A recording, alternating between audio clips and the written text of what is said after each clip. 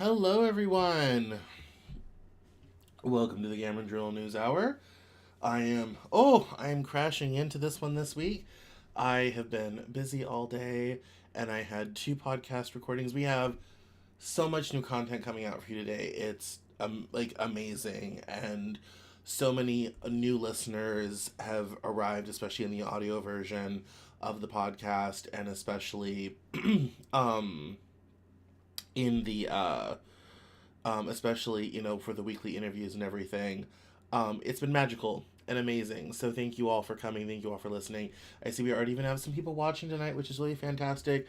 Not everybody always makes it in for the news hour, but I'm so happy to have people coming by and watching. So there's so much going on this week. I want to do a big shout out to all of our friends in Southern California who are choking through the air and may have lost homes, depending on where they live, and all this type of thing.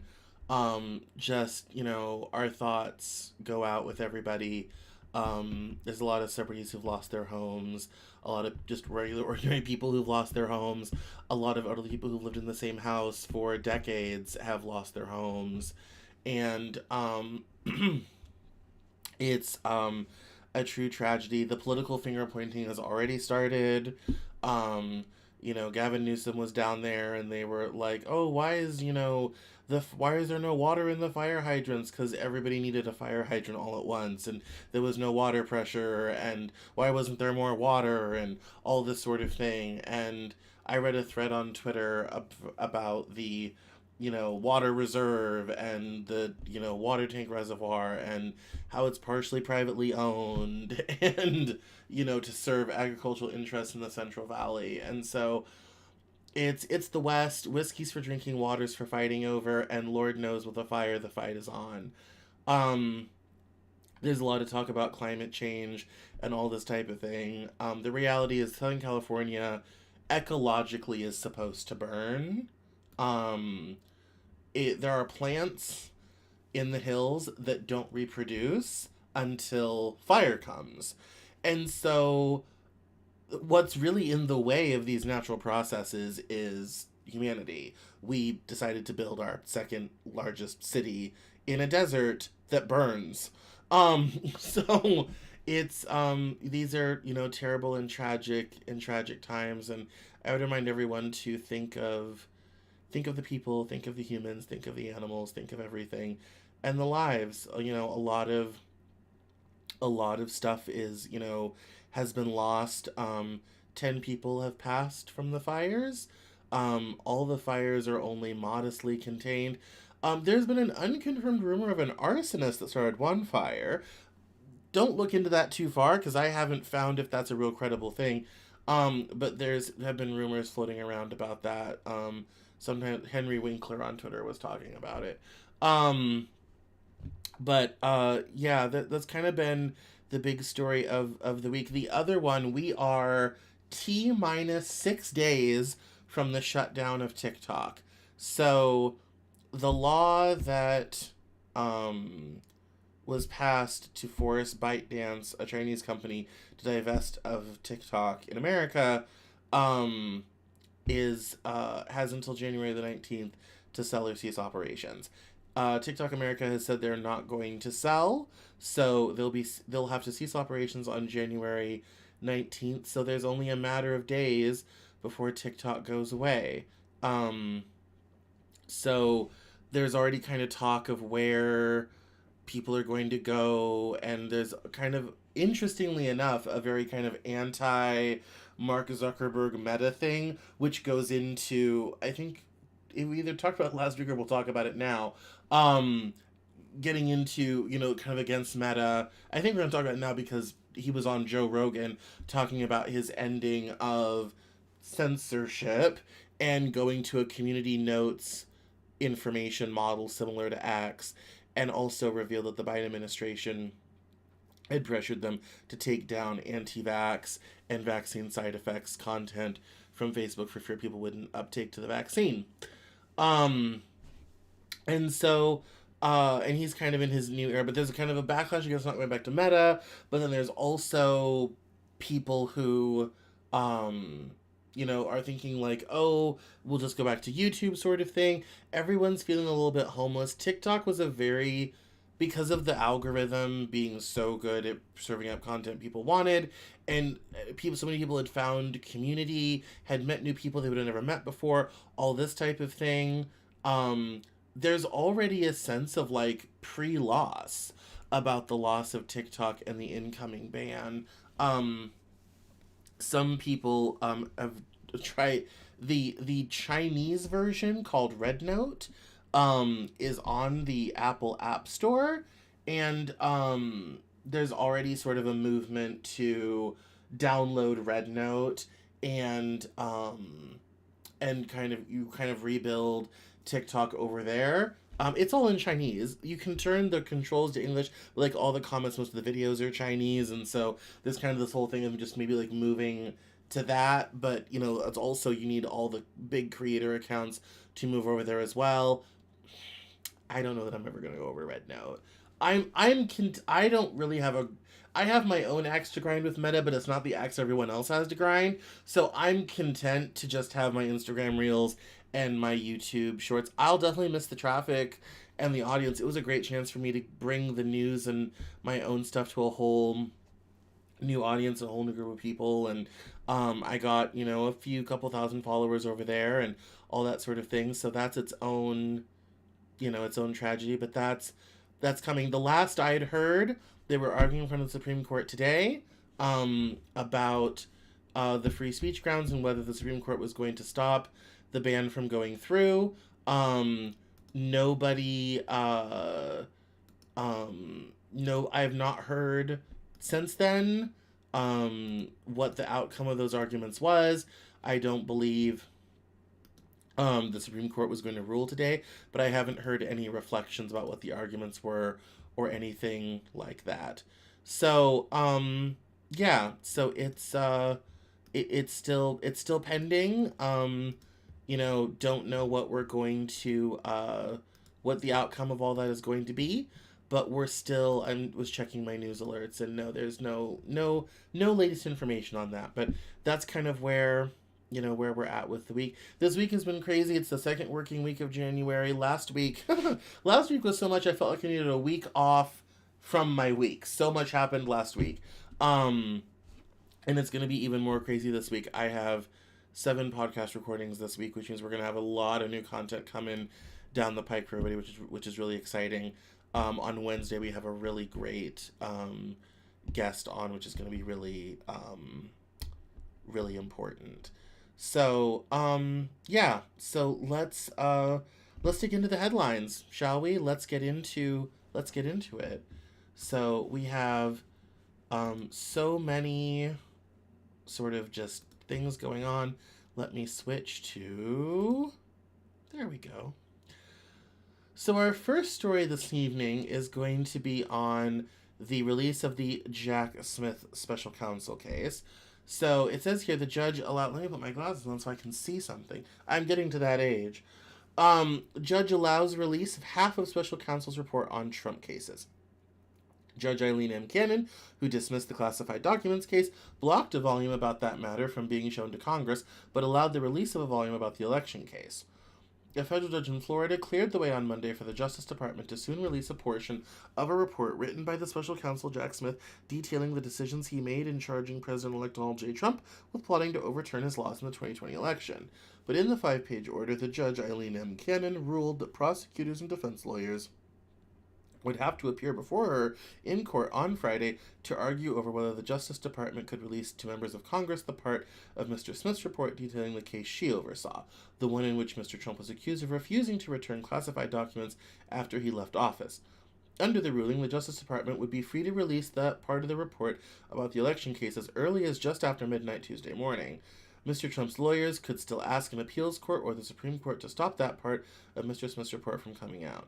Judge Cannon's order, filed in federal district court in Fort Pierce, Florida, was the latest twist in a week-long battle over the release of the 2-volume report, which represents Mr. Smith's final word on the 2 defunct criminal cases he brought against Mr. Trump.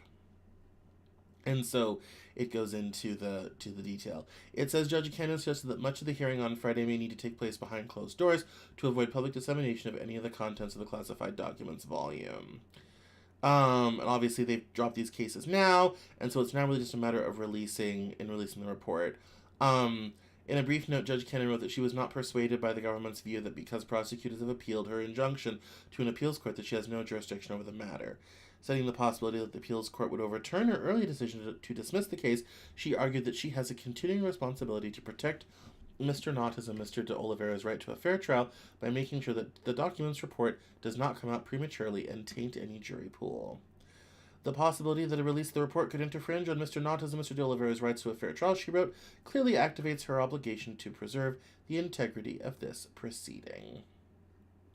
So, it's, yeah, so of these 2 cases, it appears we might get at least half of the report.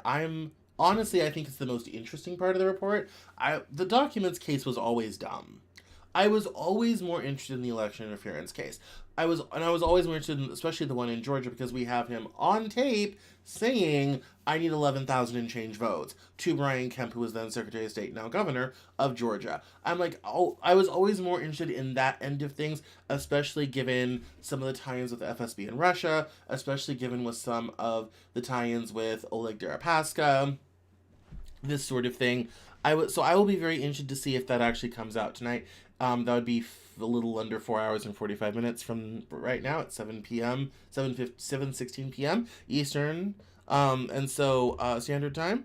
And so it would be interesting to see if that comes out. That always had more, of all the Trump cases, that one was the one I always thought we should see the end of.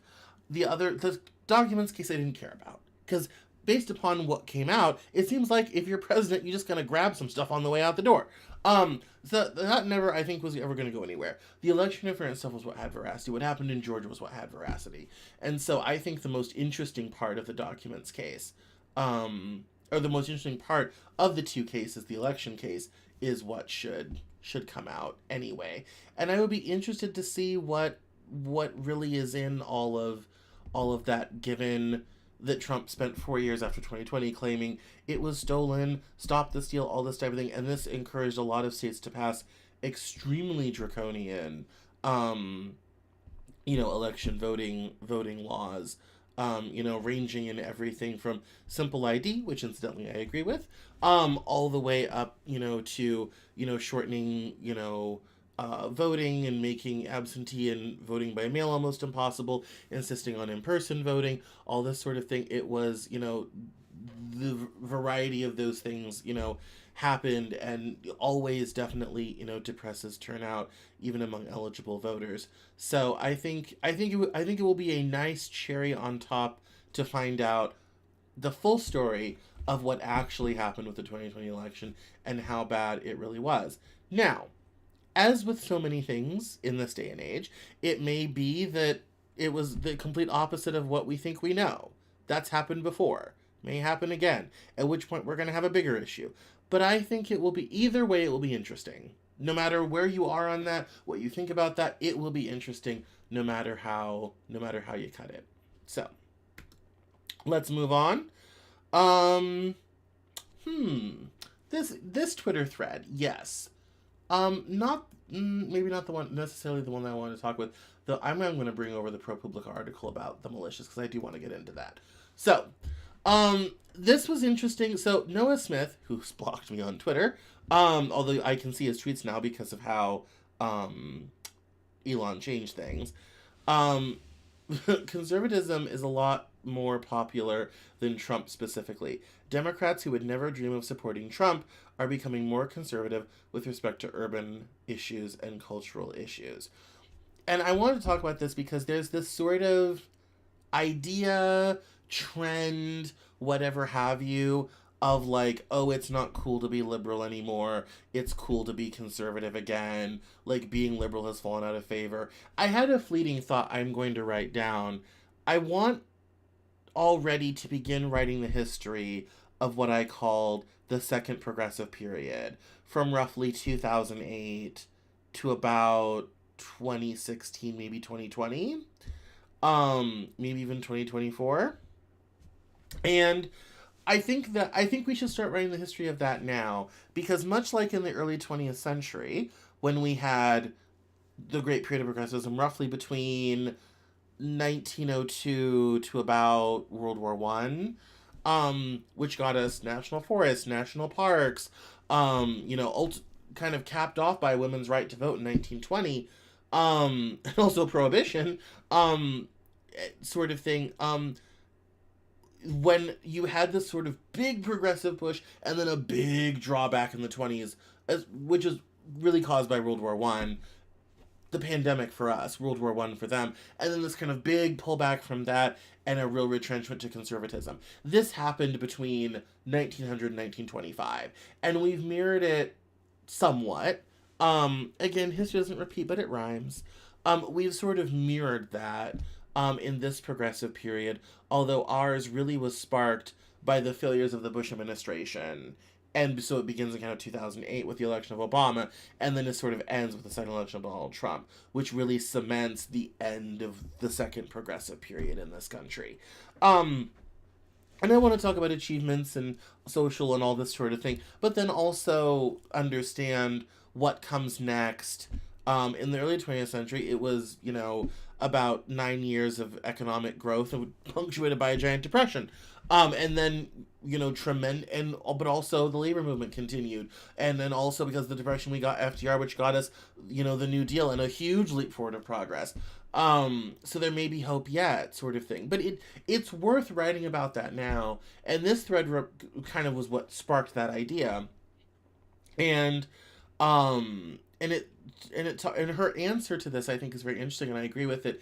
It seems this way because in recent years have been somewhat of a mirage due to hyperpartisanship. In places like California and New York, most liberals have always been centrist capitalists who thought a lot of the left cultural agenda was silly, but they were willing to be team players as long as these campaigns of the left didn't hurt their opportunities, safety, choices, etc. The modern GOP is not an option for them because of stances on immigration, social safety net, abortion rights, etc. What's happening now is not them becoming more conservative. It's Democratic leadership not delivering the results they wanted and impacting some of those core personal issues. And them responding by saying, okay, let's step back a minute and make sure you as Dem leaders understand my real priorities, which have always been pretty centrist. San Francisco and New York City are full of people who are all for gay trans rights, abortion, social safety net, and equality for all, but also believe left goes too far with stuff like land acknowledgements, which I agree, those are so tedious. Big focus on pronouns, also tedious. Like intro circles, prison abolition, which is stupid, and environmental impact regs, also stupid. And many coastal elites have always defined themselves as fiscally conservative and socially liberal. Now many are centrist Dems with a bit of libertarian bent. As I said, modern GOP not an option for them, so their goal now is to bend focus the Democratic Party to match their priorities. I'd characterize most professional class people in SF and NYC as capitalists first, liberal second, and that's why Noah's observation is absolutely unsurprising. And I would agree with that.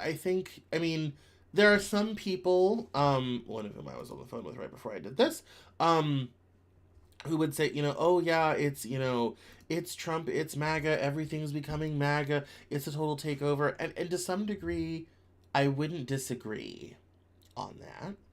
To some degree, I would say, I said right after the election, the left in this country, it's a white flag time. We're going to have to surrender and retrench and retreat because it's over. I've been saying that off and on. My first Newshour broadcast following the election, I said that, and I said, look, we're going to have to get used to a lot of things, including the fact that this job now for me is an incredibly dangerous thing, because if we start arresting journalists, we start going after the media, all this type of thing, I'm out here, I'm front and center. This job now got a whole lot more dangerous, and I have to learn to live with that. And it took me a hot minute to learn how to live with that, but I have, and I'm still here. But it is going, as I was saying at the beginning of talking about this, we have these big progressive pushes in this country, and then we have a retrenchment to the mean. We're having that retrenchment to the mean now.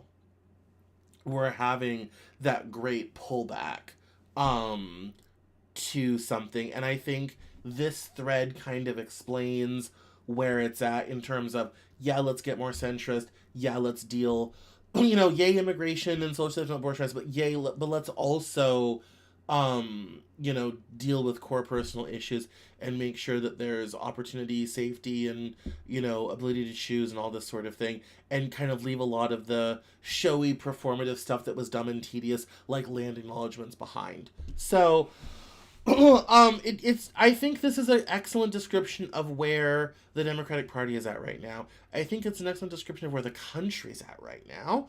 And I think a lot, and I've kind of felt this too.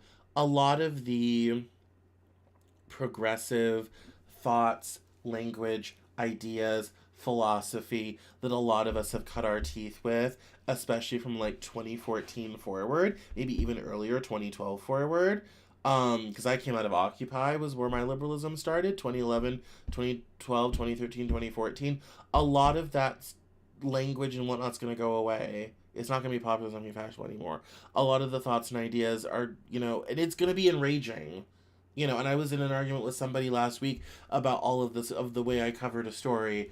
And it's like, yes, it's going to be enraging. Yeah, it's going to be, a difficult thing. It's going to seem like, oh, it's a conservative, onslaught, all this type of thing. But the reality is things are coming back down to earth. People need to sit back, take back, readjust, all this type of thing, and then make a move later on. As I said, the 1920s started with women's liberation, women's suffrage, and the start of prohibition, and the decade ended with the Great Depression. And then after 4 years, you got the largest progressive movement in American history between 1933 and 1945. So,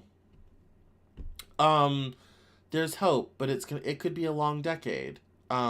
My recommendation is enjoy the 20s while they roar, because, it could be good. Now, this is a story I saved from last week on a completely other bit of news. Um, I saved from last week, and it was this really great story by Joshua Kaplan called The Militia and the Mole. And it's very long. I encourage you to read it. It's on ProPublica. And he is a wilderness survival trainer, and he spent years undercover climbing the ranks of right-wing militias. He didn't talk to anybody, literally anybody.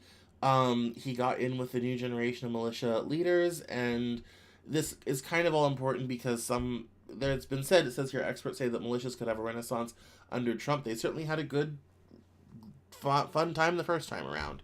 And so he sent ProPublica a massive trove of documents. The conversations he secretly recorded gave a unique, startling window into the militia movement. And so I'm not going to read the whole thing because it is long, but we're just going to cover some highlights. John Williams kept a backpack filled with everything he'd need to go out on the out on the run, I'm sorry. 3 pairs of socks, a few $100s cash, makeshift disguises, and lockpicking gear. Medical supplies, vitamins, and high-calorie energy gels, and thumb drives that each held more than 1,000 gigabytes of encrypted documents, which you could quickly distribute if you're about to be arrested or killed. On April 1st, 2023, Williams retrieved the bag from his closet and rushed to his car. He had no time to clean the dishes that had accumulated in his apartment. He did not know if armed men were out looking for him. He did not know if he would ever feel safe to return. He parked his car for the night in the foothills overlooking Salt Lake City and curled up his 6-foot 4-inch frame in the back seat of the 20-year-old Honda. This was his new home. And he made a recording to Joshua Kaplan. And it goes into his journey in these groups and recording their actions and uncovering and all this sort of thing. Gets into January 6th and sidearms and how he became a first militia member, and joining this AP3 group. It also how he, learned how to do this and be this character. Like I said, it's a very long story, but as someone who did master's work on terrorism and social warfare, this sort of undercover situation was absolutely fascinating. Obviously, we're not revealing his identity because that would be very dangerous.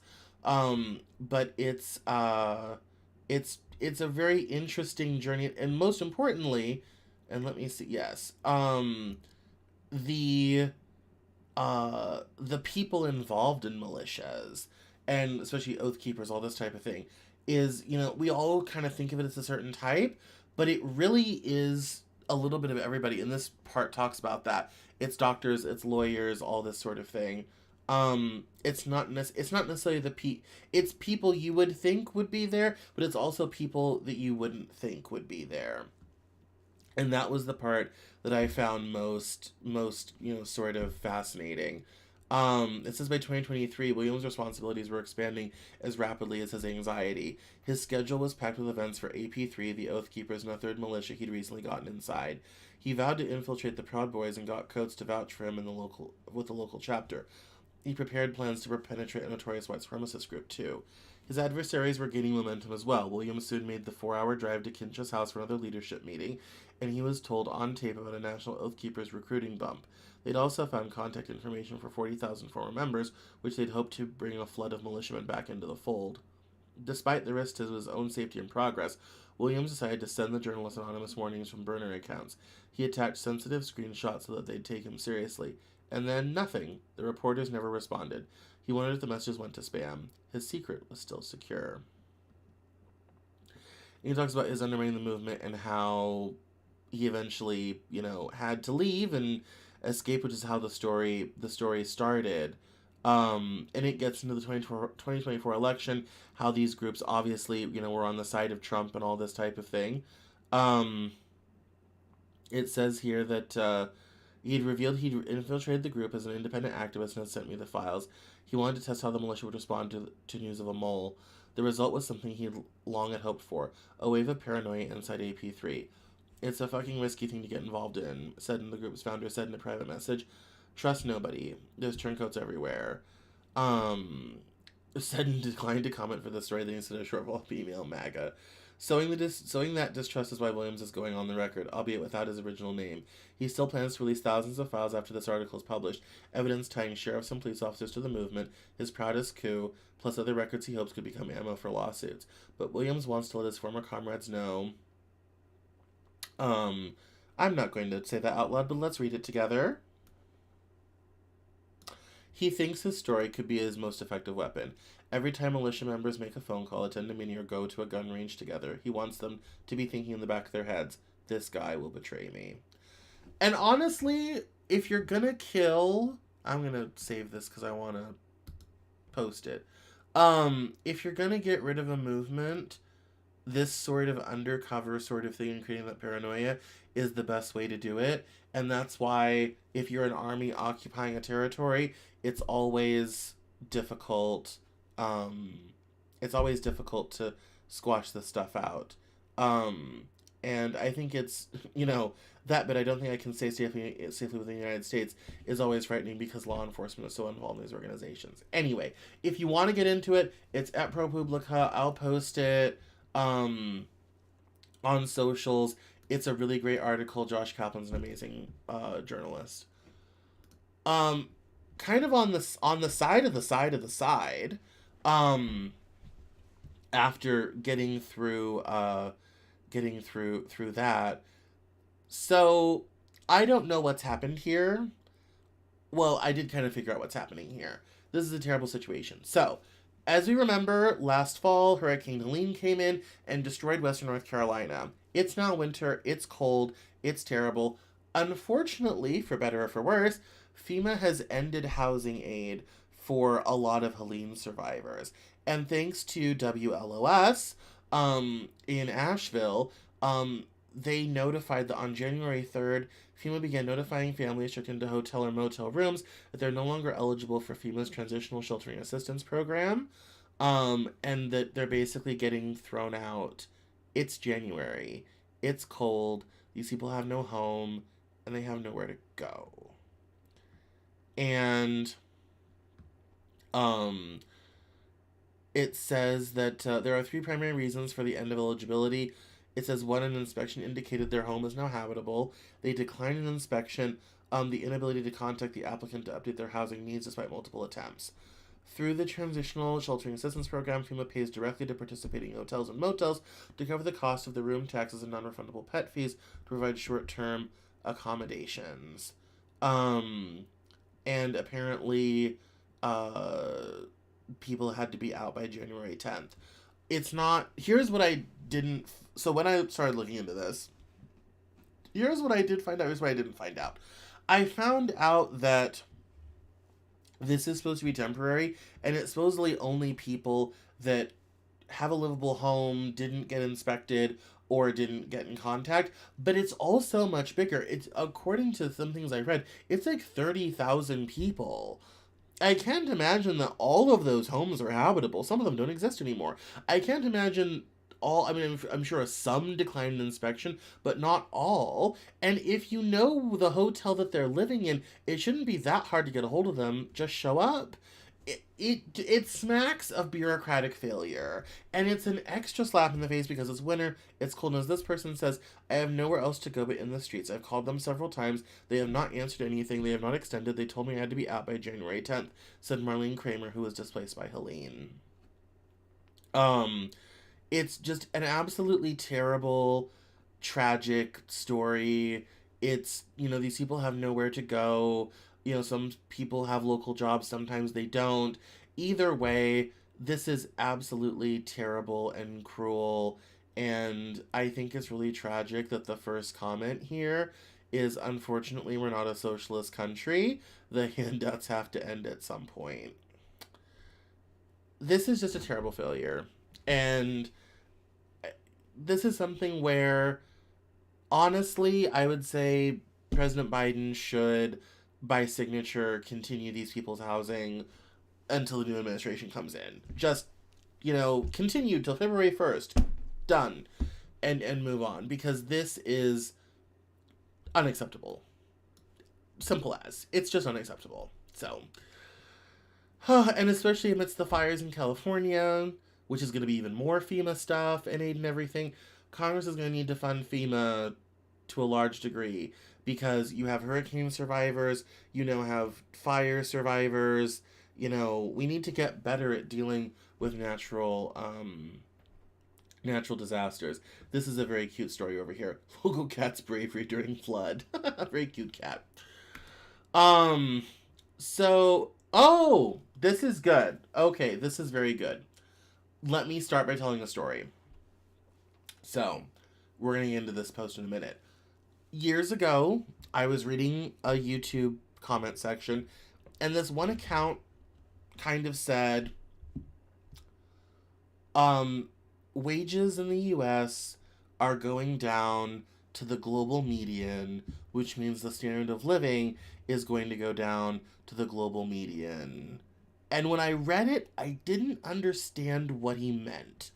But it stuck with me. That whole idea that the wages are going to have to fall to the global median, which means the standard of living is going to have to fall to the global median. And I thought about that. Thought about it. And it just kind of stuck with me for years and years. And I looked into it a little bit, and it didn't seem to be the case, but I've just kind of always kept that in the back of my mind as an idea, as a concept. And so when I came across this, that thought immediately jumped to my head. And it gets into this post from Rakesh, Krishnan, and Simha, which goes off the whole Vivek Ramaswamy H-1B visa thing. It says here, why Tesla cut 19,000 jobs in 2024. Around 17 years ago, I interviewed a New Zealand business owner. He said something remarkable, quote, people in the Western world should be prepared to take a 30% income cut, unquote.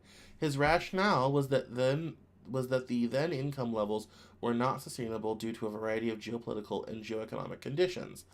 As much as Donald Trump wants to bring back manufacturing to the U.S., it's going to be hard to beat China. That's why Tesla has to cut jobs and salaries. It cannot pay workers $80,000 a year when China's BYD pays its workers $6,000 per year and makes them work 12-hour shifts with no overtime. Americans should accept that the good days are over and adjust their spending to reflect their new incomes. An average American home is filled with unnecessary toys, both kids and dads. It's appalling how much they spend on frivolous stuff and finally go into debt. If an Indian H1B worker can live on $60,000 a year, the American can too. Delete your shopping apps, cook at home, eat meat once or twice a week. Get used to a lower standard of living because the world is different now. Okay? Tough pill to swallow. And then it gets into the comment section. And I some of them are quite funny. This one is good. Quote, just accept that you will work more hours for less money and have less quality of life than your parents and grandparents. That ain't gonna go down the way they want. True. And and is that it wouldn't be that hard to take 30% pay cut if the cost of rent, education, healthcare, and food went down 30%. It's not that people are spending on tons of luxuries living the high life, just living is very expensive, which is so true. But here's the I guess this kind of the frustrating kind of aspect of it all is it's never the conversation coming out of the whole H1B thing isn't, oh, we need to make sure we're hiring Americans. We need to make sure things in this country are going well.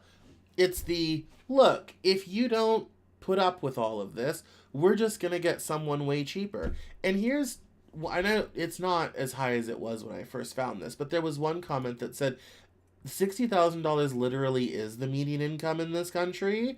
And especially, and I think that's even by household, because the actual average is far lower. But I love his advice: delete your shopping apps, cook at home, eat meat once or twice a week, and get used to a lower standard of living because the world is different now.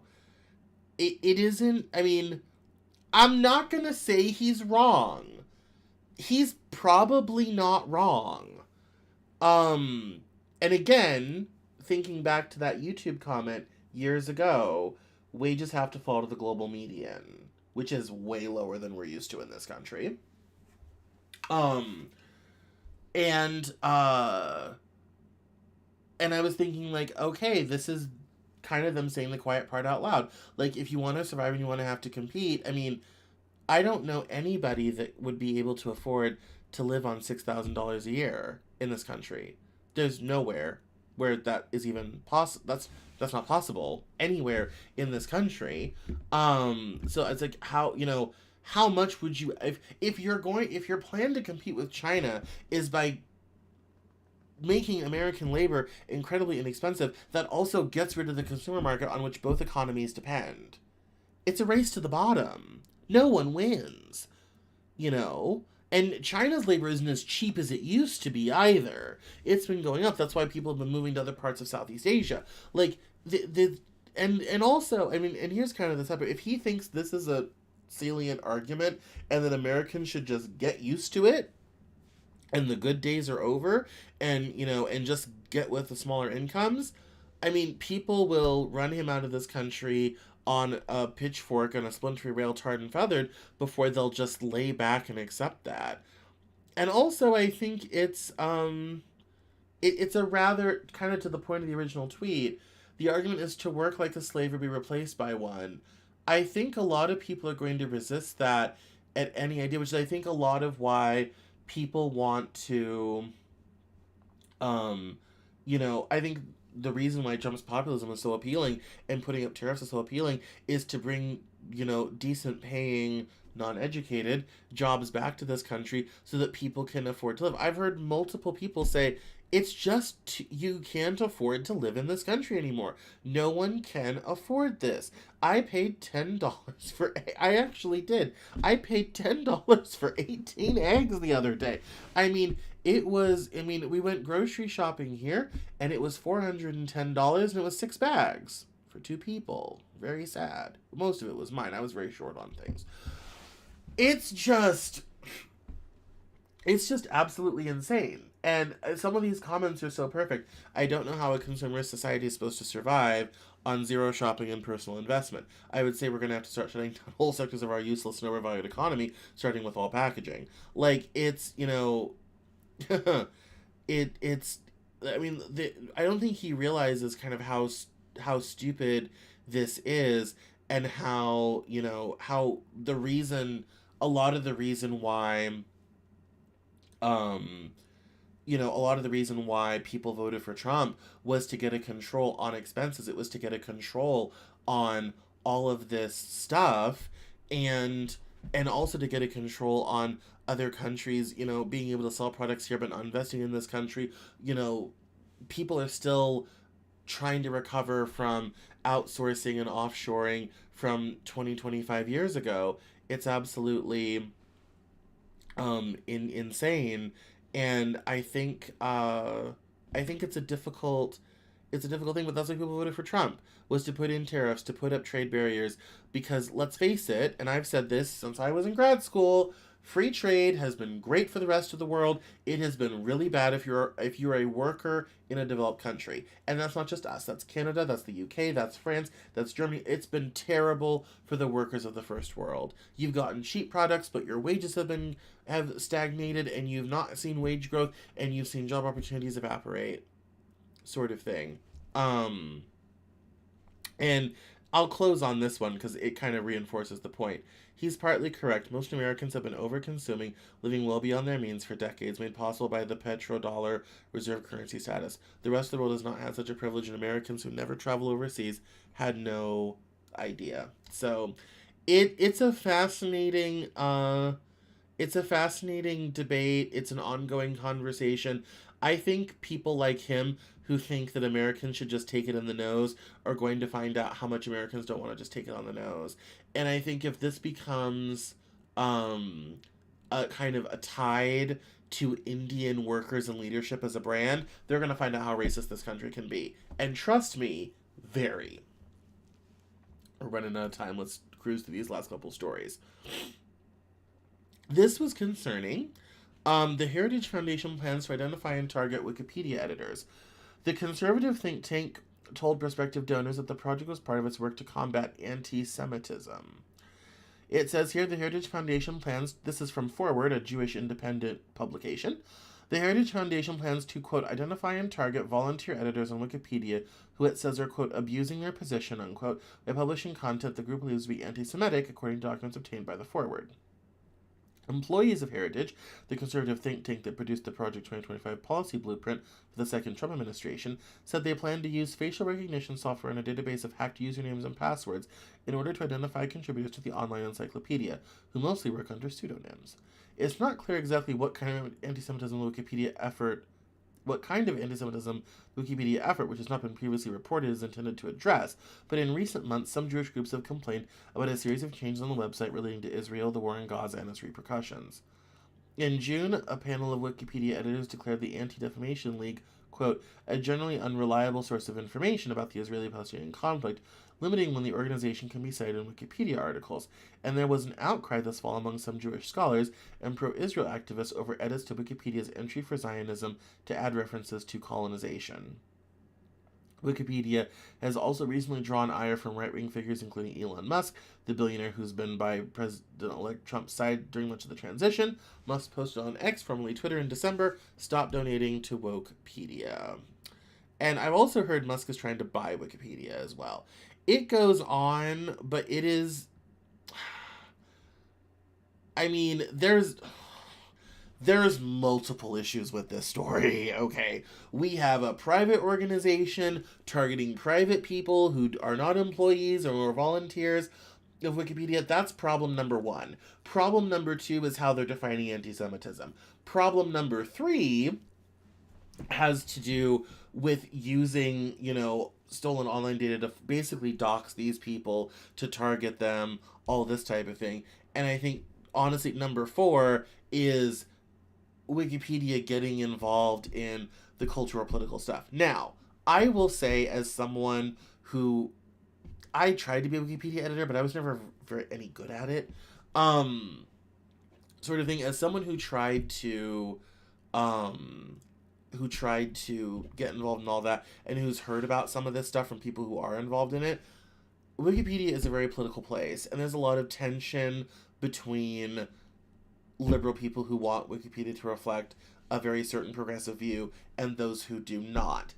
a lot of the processes and things in Wikipedia and a lot of the big contributors, and there's only a handful. I mean, most of Wikipedia is written by less than 100 people.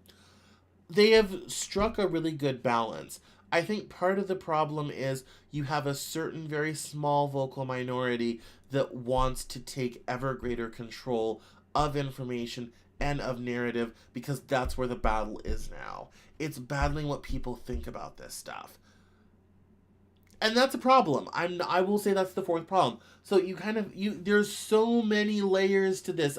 Should the Heritage Foundation be doing this? Probably not. Is the anti-Semitism thing an issue? Maybe, because one could say that calling Zionist colonizers is anti-Semitic. I don't necessarily agree with that idea, but sure, let's go with that. You also have this whole idea of doxing volunteers who are doing this sort of thing. You also have Elon Musk trying to say, oh, let's defund them. I mean, that's the new, fun thing. Whatever it is, let's defund it. Let's undermine it financially. Not understanding that people freely donate to this stuff. And you may not like something. I don't like the Heritage Foundation, but it continues to exist. Can't stop it. It's the same thing. Again, so many issues with this story.